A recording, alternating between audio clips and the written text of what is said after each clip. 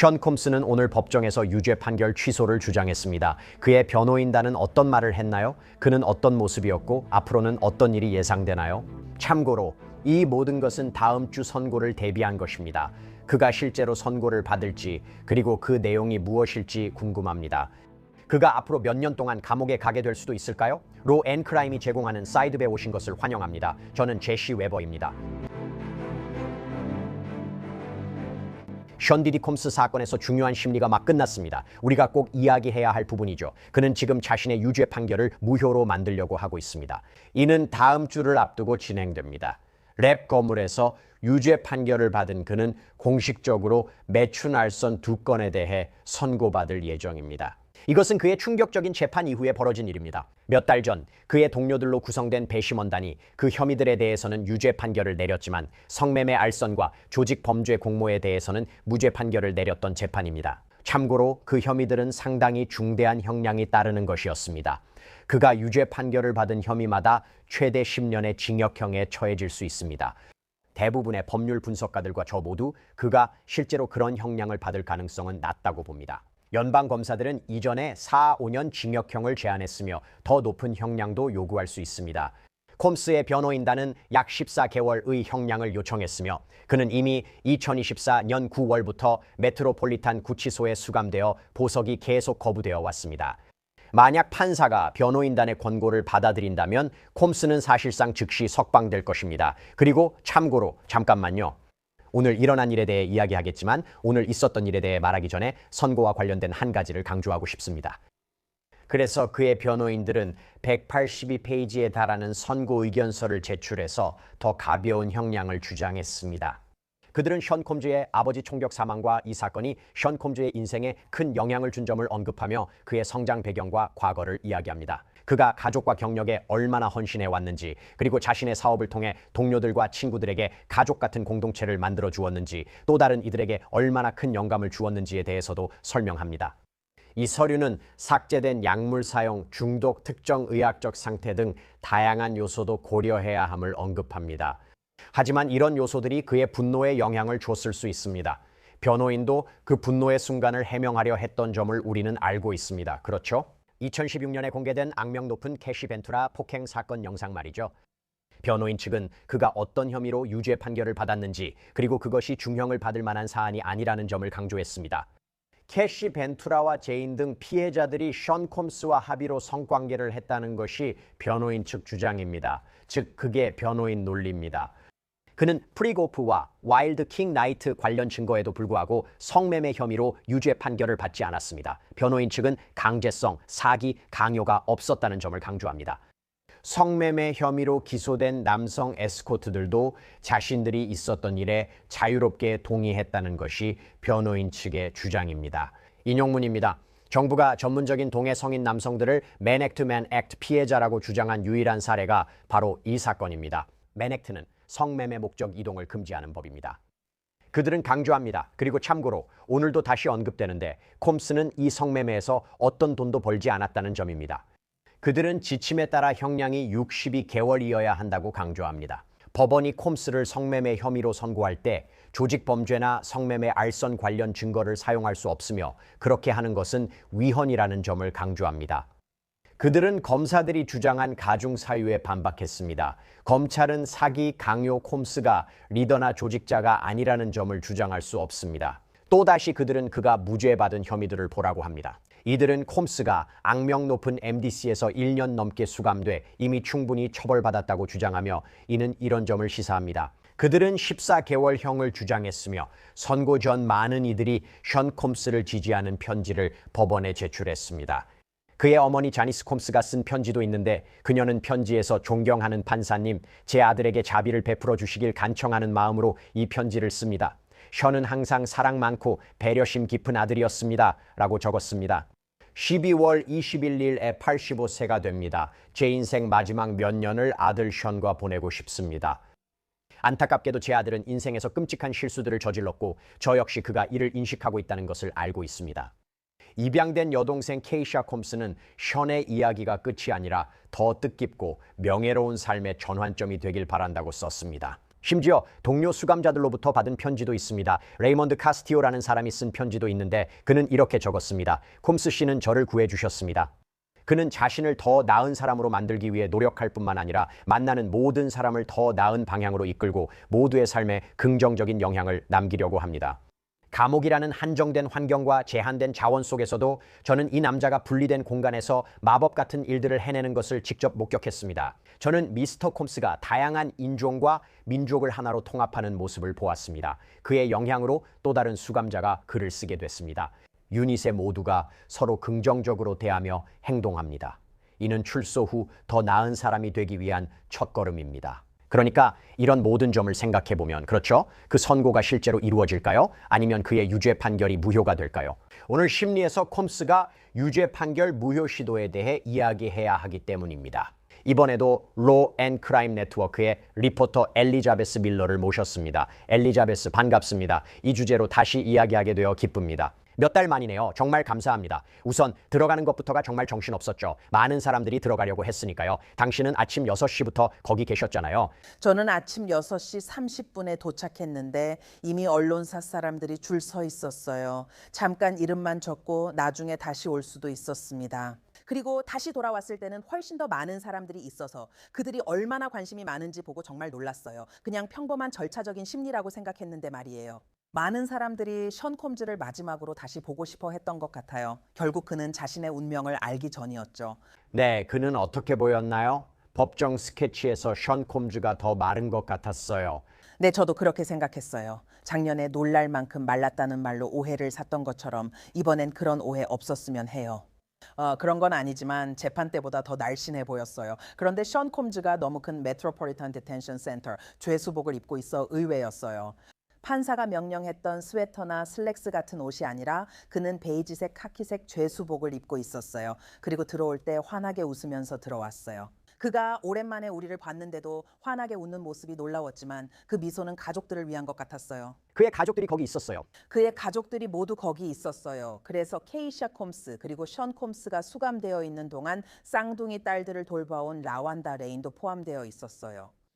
챈스 콤스의 어머니인 사라 체프먼도 있었어요. 챈스 콤스도 있었고 쌍둥이들도 있었어요. 션 콤스의 어머니인 제니스 콤스도 있었고요. 그리고 재판 내내 매일 모습을 보였던 샬루슈도 있었어요. 그를 사이드바로 불렀어요. 우리는 그를 사이드바로 불렀고 제가 그를 인터뷰하기도 했어요. 그래서 그도 거기에 있었어요. 그리고 퀸시 브라운, 저스틴 콤스, 크리스천 콤스, 그리고 크리스천 콤스의 여자친구도 있었어요. 정말 꽉 찬 자리였고 가족만 포함된 것이었어요. 가족 외에도 응원하러 온 소중한 분들도 몇 분 계셨어요.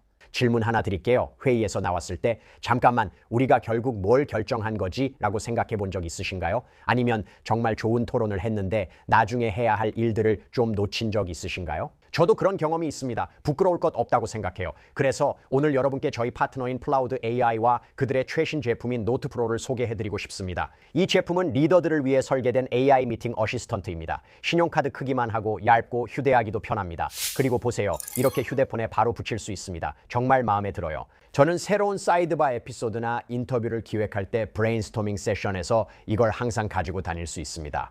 최대 16피트 거리에서도 음성을 감지하고 소음을 제거하며 연속 50시간 녹음이 가능합니다. 그러나 진정한 혁신은 따로 있습니다. 이 기기는 오디오, 사진, 노트, 하이라이트를 기록하고 앱이 이를 요약해 줍니다. 인사이트와 할 일 목록을 제공해 팀원들과 쉽게 공유할 수 있습니다. Ask Cloud 기능은 두 번째 두뇌처럼 활용할 수 있습니다. 후속 이메일을 작성하거나 데이터 보고서를 불러오거나 심지어 브레인스토밍까지 도와줄 수 있습니다. 이 모든 것이 회의의 맥락을 바탕으로 이루어집니다. 게다가 노프로는 여러분에게 마음의 평안까지 제공합니다. 녹음 상태를 보여주는 디스플레이 화면이 있습니다. 애플 Find My 기능이 탑재되어 있고 빠른 파일 전송도 지원하며 최고 수준의 개인정보 보호 기준을 충족합니다. 저는 압니다. 민감한 주제에도 이 제품은 안심할 수 있습니다. 시간을 잘 쓰고 싶다면 이제 Cloud Note Pro를 써보세요. 지금 제시코드를 사용하면 클라우드의 노트와 노트핀을 10% 할인된 가격에 이용할 수 있습니다. 아래 링크를 클릭하거나 QR코드를 스캔하세요. 좋아요. 오늘의 주요 쟁점에 대해 이야기해야겠죠. 오늘의 주요 쟁점은 무죄 판결을 위한 신청에 관한 것이었습니다. 이것은 기본적으로 변호인, 즉 변호사가 이 사람을 유죄로 판결하기에는 증거가 충분하지 않다고 말하는 상황입니다. 이것은 그가 받은 매춘 목적 운송 혐의 2건의 유죄 판결과 관련된 일입니다. 제 말은 이건 말 그대로입니다. 성매매를 목적으로 사람을 주 경계선을 넘겨 이동시키거나 국제적으로 이동시키는 것을 의미합니다. 강제나 사기, 협박 없이 남성들을 그냥 이동시킨 겁니다. 캐시, 제인, 그게 전부예요. 첫 번째 쟁점이 동의서 시기와 관련됐다고 들었는데 무슨 일이 있었나요? 처음에 정부가 주장을 했고 메러디스 포스터 관련해서 시작됐어요. 많은 분들이 이 점을 기억해야 해요. 이 사건의 수석 검사였던 모린 코미는 더 이상 그 자리에 없어요. 그녀는 해고됐거든요. 그리고 보도에 따르면 그 해고는 이 사건과는 아무런 관련이 없다고 해요. 그건 또 다른 이야기니까 나중에 다루기로 하고요. 하지만 메러디스 포스터가 정부 측을 대신해서 이런 주장들을 펼쳤어요. 그리고 처음에는 배심원 지침에 이의를 제기하는 쪽으로 이야기를 하고 있었던 것 같아요. 특히요. 그리고 그들은 몇몇 판례를 인용했어요. 2025년에 있었던 미국 대 켈리 사건 같은 것들이요. 그리고 어떻게 그 사건에서 피고인은 맨법과 리코 공모죄가 위헌적으로 모호하다고 항소해서 주장했어요. 하지만 정부 측은 이런 주장은 재판 전에 제기됐어야 한다고 강하게 주장했죠. 그들은 2003년과 1973년 판례를 인용하며 더 넓은 우려도 언급했습니다. 하지만 정부 측은 변호인단이 마치 한 번 더 기회를 얻으려는 것 같다고 말했어요. 정부는 변호인단이 피고인에게 이런 주장들을 나중에 제기하도록 부추기고 있다고 주장했죠. 정부는 변호인단이 이런 문제를 재판 후에야 제기했다며 기소 단계에서 제기했어야 한다고 주장합니다. 반면에 알렉산드라 샤피로 변호인은 변호인 측 주장을 하면서 법과 12조 규정이 매우 제한적이라고 말했어요. 그리고 이런 주장은 더 이른 시점에 제기할 방법이 없었다고 했죠. 이건 무죄 판결 때문이에요. 그는 리코 공모와 성매매 혐의, 피해자 1번과 제인 관련해서도 무죄를 받았어요. 피해자 1번은 캐시 벤투라였어요. 그래서 변호인 측은 그 주장을 더 일찍 할 수 없었다고 말했죠. 그래서 지금이 그들에게 가장 적절한 시기라서 이제야 그 주장을 하려고 한 거예요. 그 타이밍에 관한 건 옆에 두고요. 판사님이 말씀하시길 좋아요. 타이밍은 제쳐두고 이야기합시다. 이제 저는 본질적인 부분으로 넘어가겠습니다. 이 유죄 판결을 뒤집을 만한 실질적이고 진짜 근거가 있는지 없는지에 대해 이야기하겠습니다. 주장 중 하나는, 그리고 말씀드리자면 이 주장들 중 상당수는 사실 이전에 변호인 측이 제출한 서류에서 했던 주장들과 일관된 내용입니다. 그 중 하나는 제가 제대로 이해하고 있다면 숀 콤즈가 이 매춘으로부터 어떤 돈도 벌지 않았거나 아니면 직접 돈을 지불하지 않았다는 주장입니다. 맞습니까? 상업적 측면에서 그런 주장 있다는데 그들이 뭐라 했나요? 네, 맞아요. 처음에는 4가지 질문을 하려고 했고 양측 모두 이 질문들에 답해야 했어요. 이 내용은 두 번째 질문에서 나왔어요. 맨 액트 기소에 금전적인 동기가 있었는지, 그리고 피고가 두 번째 책임에 해당하는지에 대한 내용이었어요. 저는 법률 전문가가 아니라서 몰랐는데 그런 주장들이 흥미로웠어요. 그래서 변호인 측이 먼저 시작했어요. 알렉산드라 샤피로도 변호인 측이었는데 그녀는 그 법령이 포주와 매춘에 한정해서 좁게 해석되어야 한다고 주장했어요. 그녀는 컴스 씨가 단순히 소비자에 불과하다고 주장했고 이 사건은 일종의 전신 범죄 사건일 뿐이라고 했어요. 그리고 그런 식으로 보이는 것 같았어요. 변호인 측은 그가 돈만 제공했을 뿐 돈을 벌고 있었다는 건 아니라는 입장이었습니다. 판사님이 왜 컴스 씨가 고의로 야기했다는 이론에 따라 책임이 없냐고 물으셨어요. 그리고 변호인 측은 아니라고 했어요. 왜냐하면 그건 운송 측면과 범위에 대해 이야기하는 거라고 했거든요. 사람들이 의도를 가지고, 네, 맞아요. 그리고 사람들이 성매매에 가담하려는 의도에 대해서요. 그가 일부러 그랬다고 단정할 수 없어요. 그는 본질적으로 두 사람이 성관계하는 걸 지켜보고 있었을 뿐이니까요. 변호인 측은 돈과 관련해 이야기하며 이전엔 그 돈이 시간을 위한 것이라 주장했습니다. 그 돈이 꼭 성적인 목적을 위한 것은 아니었고 일반적인 매춘 상황과는 달랐어요. 변호인 측은 그런 식으로 비교하려고 했던 거죠. 그래서 변호인 측에서는 션 컴즈의 유죄 판결이 금전거래에 근거한 것처럼 보인다고 말했어요. 요약 비행 차트를 기억하신다면 배심원들이 이만큼의 돈이 지불됐다고 결론 내기 쉬웠어요. 이게 바로 그 비행 당시 상황이고 배심원들은 그렇게 판단했어요. 본질적으로 이 호텔 숙박이 이루어질 때마다 이는 거의 매춘을 목적으로 사람들을 주 경계를 넘어 이동시키는 과정이었다는 거예요. 반면에 정부 측은 유죄 판결이 여전히 유효해야 한다고 주장했고 변호인 측은 특히 매춘의 모호함과 정의에 대해 이의를 제기하고 있어요. 정부는 이 문제가 피고인의 직접 매춘 가담이나 성행위 여부와 관련 없다고 했어요. 네, 이것은 피고인이 성적 목적으로 누군가를 국경이나 국제 경계를 넘게 했는지에 대한 문제입니다. 그래서 정부는 그가 의도적으로 이동을 도왔다고 주장했어요. 그리고 카시에와 제인, 바로 그 부분에서 1차, 2차 책임이 생깁니다. 카시에와 제인이 있던 상황에서요. 정부가 말하던 사람들이 바로 이 연예인들이나 에스코트들에게 연락을 했던 사람들이었나요? 하지만 디디, 즉 션 콤스가 아이사 책임을 지게 됐어요. 그는 지켜봤고 돈도 제공했습니다. 그는 언론에도 도움을 줬죠. 그래서 그들은 이렇게 주장했어요. 이건 누군가가 조직을 만들어 매춘부를 보내는 전통적인 사건이나 광범위한 네트워크와는 달랐으니까요. 네, 하지만 이 법이 그런 걸 반드시 요구하지는 않아요. 이 법은 성매매 목적으로 사람을 국경이나 주 경계를 넘겼는지만 따집니다. 네, 저도 그 말과 주장 이해해요. 제가 말하려고 했어요. 그리고 변호인 측은 그런데 변호인 측이 나중에 다시 언급하면서 정부가 배심원들에게 2차 책임에 대해 제기하지 않았다고 말했어요. 그게 많은 것을 시사하죠. 알렉산드라 샤피로는 그 돈이 션 콤즈에게서 온 사실을 부인하지 않는다고 했어요. 저는 이 점이 흥미롭다고 생각했어요. 재판 중 그 돈이 그에게서 나왔다는 증거가 얼마나 많았는지 기억 안 나요? 아니면 그가 통화 중이거나 음성 메모, 메시지가 있었죠. 그가 모든 걸 지시했다는 증거예요. 맞아요. 맞아요. 그래서 이 주장을 마지막으로 살리기 위해 변호인 측은 맨법이 사실 역사적으로 미국의 부끄러운 법이라고 말했어요. 왜냐하면 그 부분에서 인종적인 뉘앙스를 끌어들였기 때문이에요. 그랬죠. 그들이 그 법이 인종차별적이라고 한 이유와 그 부분에서 무슨 말을 했는지 설명해 줄 수 있나요? 그리고 나서 헌법적인 논쟁에 대해 이야기할 건데 그 부분이 정말 흥미롭다고 생각해요. 하지만 그 전에 그들이 인종차별적이라고 한 것에 대해 뭐라고 했나요? 이건 그들이 예전부터 해왔던 주장 맞죠? 이건 그들이 몇 달 동안 계속 주장해온 내용이에요. 본질적으로 그 법은 아주 오래전에 다른 시대, 다른 시기에 만들어졌다는 거죠. 그 법은 노예 무역과 사람을 주 경계 너머로 이동시키는 것에 관한 것이고 그래서 뭐가 문제냐는 겁니다. 변호인도 거의 그렇게 말했어요. 이 법의 목적 자체가 2020년이나 2025년의 관점에서는 처음 만들어졌던 의도와는 다르다는 거예요. 그래서 그들이 말하는 건 요즘에는 법무부가 사실상 전형적인 성매매, 인신매매, 그러니까 사람을 주 경계 너머로 데려가거나 미성년자를 대상으로 한 경우에만 거의 기소를 한다는 거예요. 그래서 제 생각에 변호인 측이 강조하려고 했던 핵심은 이 사람들이 주 경계를 넘어서 온 동의한 성인들이었다는 점이에요. 그리고 흥미로웠던 점은 제시 금전 거래가 없었다면 어땠을지 생각했어요. 만약 검찰이 이런 금전 거래 내역을 찾지 못했다면 우리가 오늘 여기 이렇게 앉아 있을 수 있었을까요? 상업적이라는 건 단순히 가치 있는 무언가를 의미합니다. 그러니까 에스코트들이 이 일을 하기 위해 가치 있는 무언가를 받았다면요. 또는 제인이나 캐시가 값비싼 선물로 대가를 받았다는 주장일 수도 있습니다. 네, 그들이 그런 주장을 할 수 있다고 생각합니다. 하지만 실제로 돈이 오간 것도 있고, 네, 그런 부분도 분명히 있습니다.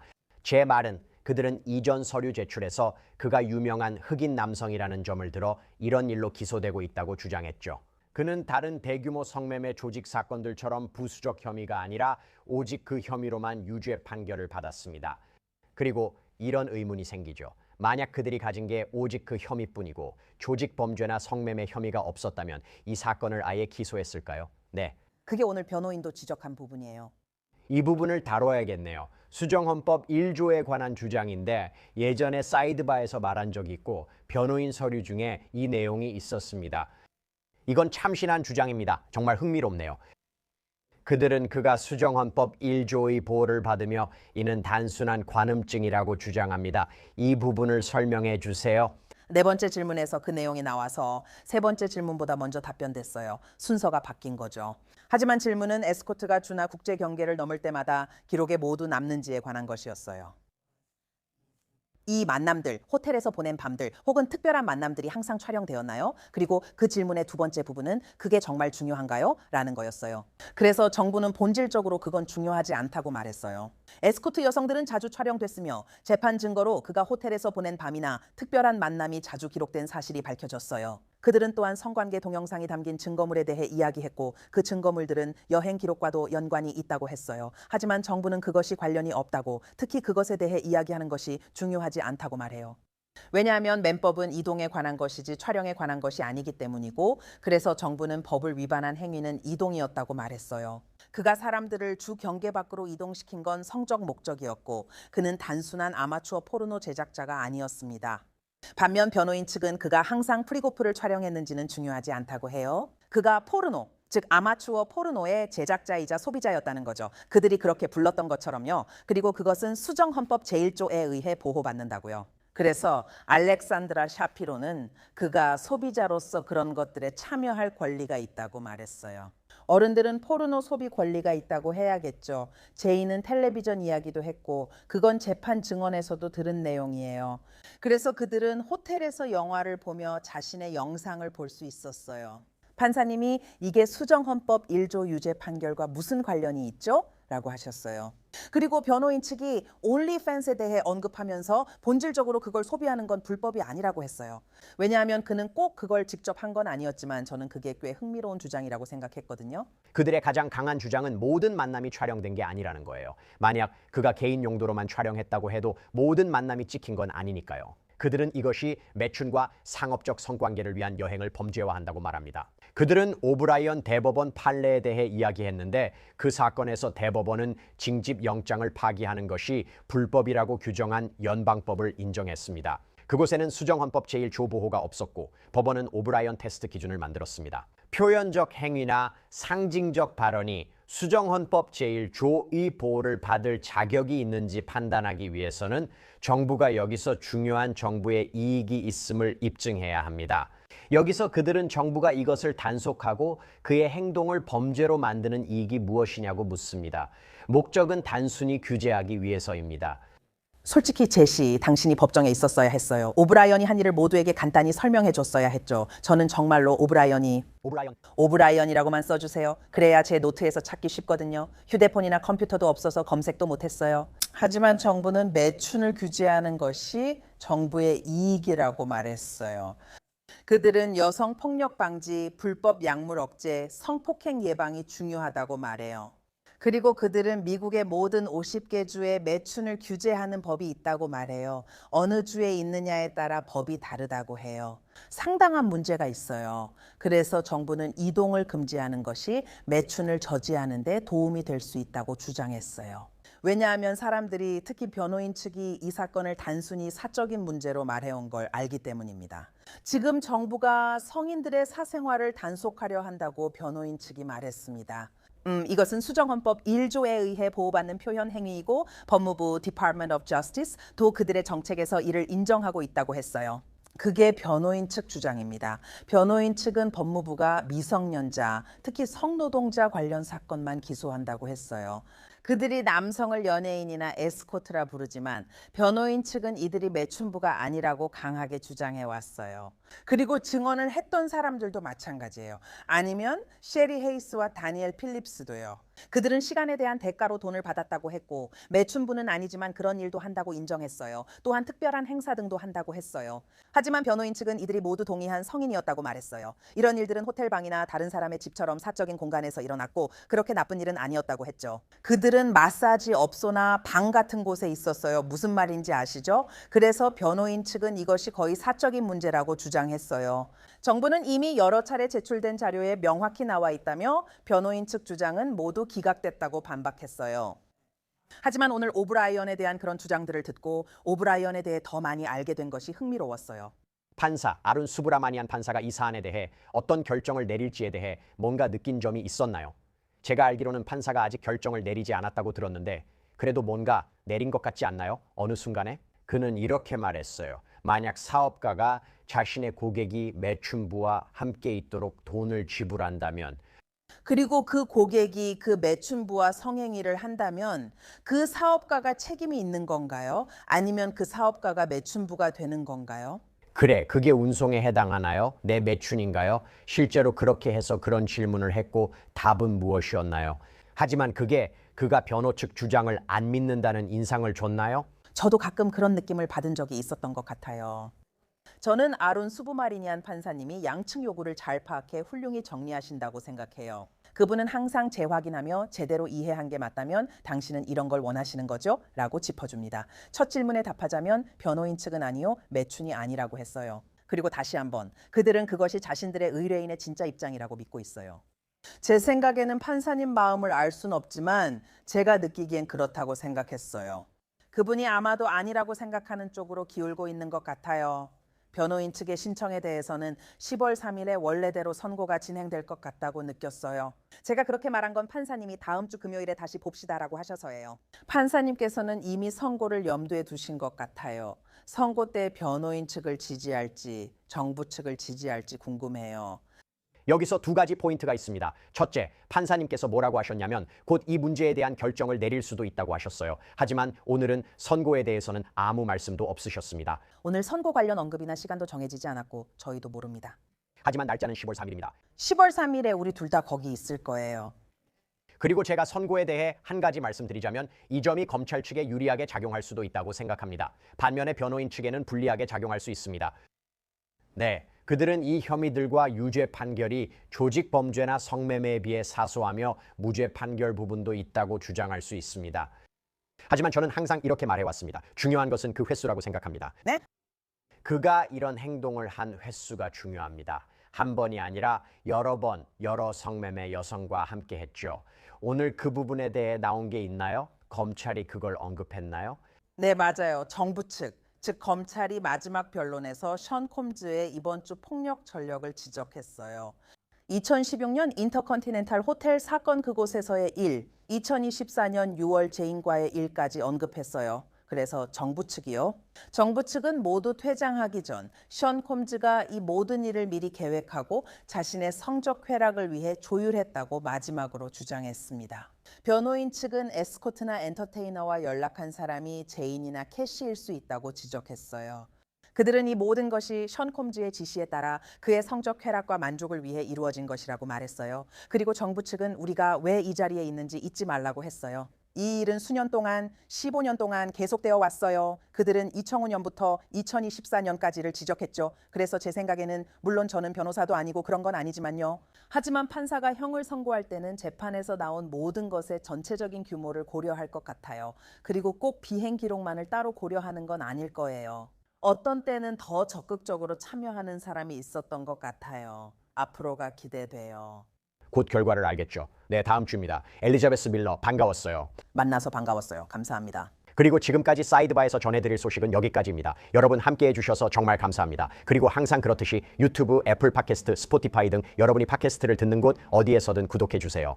인스타그램, X에서 저를 팔로우하세요. 제시 웨버였습니다. 다음에 뵙겠습니다.